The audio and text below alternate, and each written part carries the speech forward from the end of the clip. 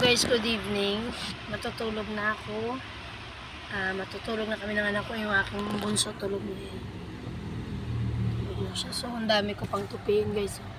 Hindi ko pa natutupi sa dami ng gawain talaga. So, ngayon, guys, na ako ng aking higaan. So, dito na.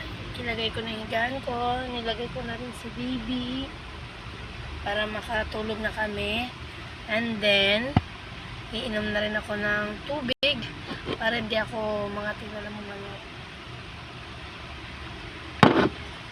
Kailangan 10 o'clock, matutulog na ako para magising ako ng maaga kasi sobrang pagod at puyat din, guys. Kasi nga buti nga ngayon, panggabi ang asawa ko kaya nagigising ako ng 5:30 to 6 o'clock. Pero pag pang-araw ang asawa ko, automatic 4:30 or 4 o'clock, nagigising na ako, guys. So, kailangan maagang natutulog kasi maghapon akong walang tulog kasi pagising ko maglilinis sa baba, maghuhugas ng lababo, at the same time magbubukas ng tindahan, at pagigising ng bunso ko, yun, bantay sa lakay na naman kami at malikot po talaga siya, nagkakalat.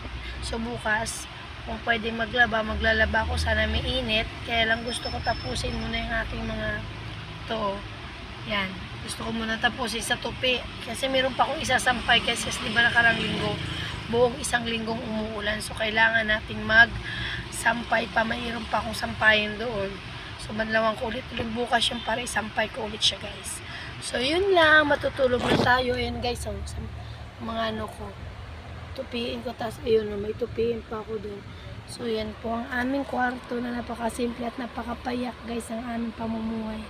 Gusto ko na nga sana may sariling bahay, kaya lang mangupahan pa rin kami kasi nag-aaral yung mga anak namin, hindi pa tapos. Yung aking panganay matatapos na siya next year. So yun lang, guys, magandang gabi and babush, bye.